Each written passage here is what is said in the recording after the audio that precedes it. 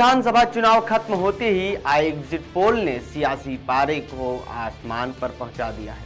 राजनीतिक दलों की धड़कनें बढ़ी हुई हैं और ज्यादातर सर्वे एनडीए को बहुमत दे रही हैं। इसी बीच सियासी पारे सातवें आसमान पर हैं और सर्वे में लगातार एनडीए को बहुमत दिला रहे हैं, तो कुछ एग्जिट पोल महागठबंधन की तरफ भी झुकाव में हैं। इसी बीच वैशाली जिले से एक ऐसा सर्वे सामने आया है जिसने सभी हॉट सीटों पर खलबली मचा दी है। महुआ पर सबकी निगाहें टिकी हुई हैं और यहां से क्योंकि लालू प्रसाद यादव के बड़े बेटे तेज प्रताप यादव की अपनी ही पार्टी आरजेडी के उम्मीदवार से सीधा जंग है और आंकड़े बेहद चौंकाने वाले हैं। यह सर्वे वैशाली जिले को लेकर किया गया है जिसमें 14,256 लोगों का सैंपल साइज लिया गया है, जहां 54.88% मतदान हुआ था। इस बीच इस सर्वे ने महुआ सीट पर एक बड़ा दावा खेल दिया है, जहां से तेज प्रताप यादव अपनी नई पार्टी जनशक्ति जनता दल से मैदान में हैं। उनकी सीधी टक्कर आरजेडी के मौजूदा विधायक और तेजस्वी के करीबी माने जाने वाले मुकेश रोशन से है।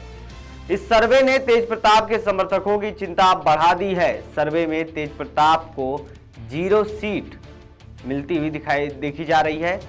इस सर्वे के आंकड़ों के मुताबिक आपको बता दें कि वैशाली जिले में महागठबंधन को 4 सीट पर जीत मिलती दिख रही है और उनका वोट शेयर 43.62% है। वहीं एनडीए को भी 4 सीटें मिलने की अनुमान है, जिसका वोट शेयर 40.33% है। सबसे चौंकाने वाली बात यह है कि तेज प्रताप यादव की पार्टी जनशक्ति जनता दल को लेकर जिस सर्वे में एक भी सीट नहीं मिल रही है, जीएसपी को 0 सीट के साथ महज 7.46 यानी 4-6% वोट शेयर मिलता दिख रहा है। अन्य के खातों में 8.58% जानकारी आई है। एआई पॉलिटिक्स इलेक्शन मैनेजमेंट सर्वे के आंकड़े बता रहे हैं ये कहानी और इन्हीं पर ही आधारित है। बात कर लेते थोड़ा सा मुकेश रोशन से, क्योंकि महुआ में फिर मुकेश रोशन के जो है एग्जिट पोल में सर्वे में दिखाया जा रहा है। महुआ विधानसभा सीट से लालू प्रसाद यादव के बड़े बेटे तेज प्रताप यादव इस बार अपनी पार्टी से ताल ठोक रहे हैं। 2015 में वह इसी सीट से आरजेडी विधायक बने थे, लेकिन 2020 में वह समस्तीपुर की हसनपुर सीट से चुनाव लड़े थे और वहां से जीत भी गए थे। लेकिन इस बार पार्टी से अलग होकर उन्होंने जनशक्ति जनता दल बनाई है। सर्वे के ट्रेंड में अनुसार जो है महुआ सीट पर आरजेडी के उम्मीदवार मुकेश रोशन को जीत का दावा किया जा रहा है, यानी तेज प्रताप यादव अपनी ही पुरानी सीट पर बिछड़ते हुए देखे जा रहे हैं। यहां एनडीए की तरफ से एलजेपी रामविलास के संजय कुमार सिंह भी मैदान में हैं।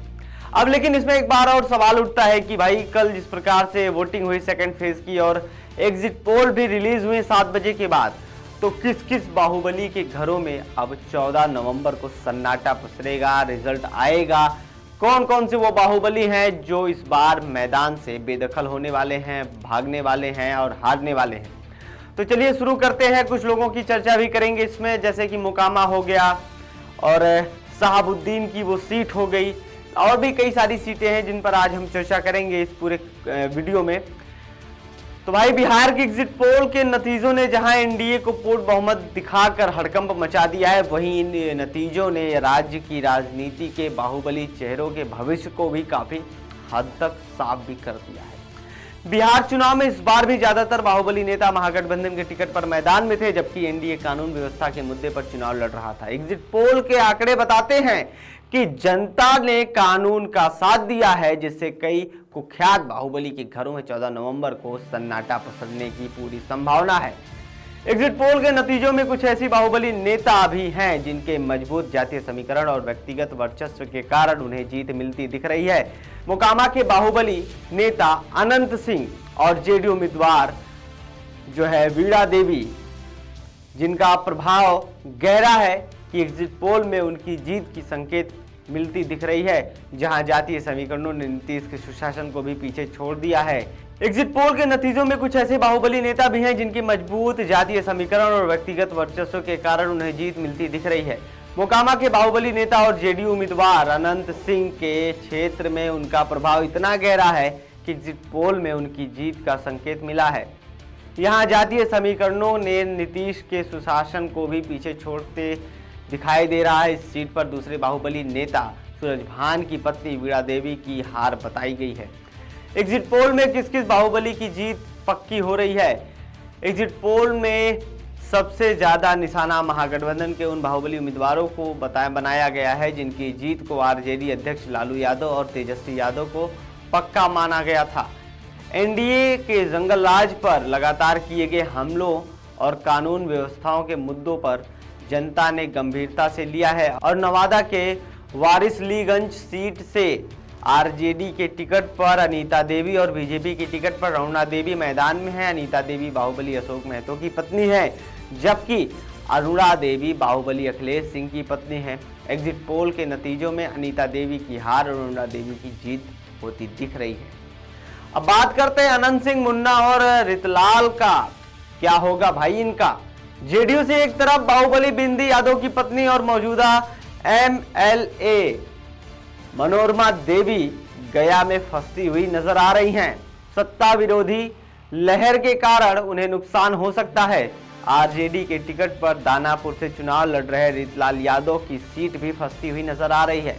इस सीट पर बीजेपी प्रत्याशी रामकृपाल यादव की जीत की उम्मीद है। जेल में बंद बाहुबलियों के घरों में क्या मनेगा जश्न 14 तारीख को? इसी तरह आते बात करेंगे लालगंज की, तो लालगंज से एक और भूमिहार बाहुबली मुन्ना शुक्ला की बेटी शिवानी शुक्ला की जीत पर भी संशय के बादल मंडरा रहे हैं। बिहार चुनाव के अधिकांश एग्जिट पोल में लालगंज सीट के एनडीए प्रत्याशी की जीत होती नजर आ रही है। हालांकि कुछ एजेंसी के एग्जिट पोल भी शिवानी शुक्ला की जीत बता रहे हैं। वहीं रघुनाथपुर से चुनाव लड़ रहे मोहम्मद शहाबुद्दीन के बेटे ओसामा की एग्जिट पोल में जीत बताई गई है। हालांकि कुछ एग्जिट पोल में एनडीए कैंडिडेट को भी जीत बताई जा रही है।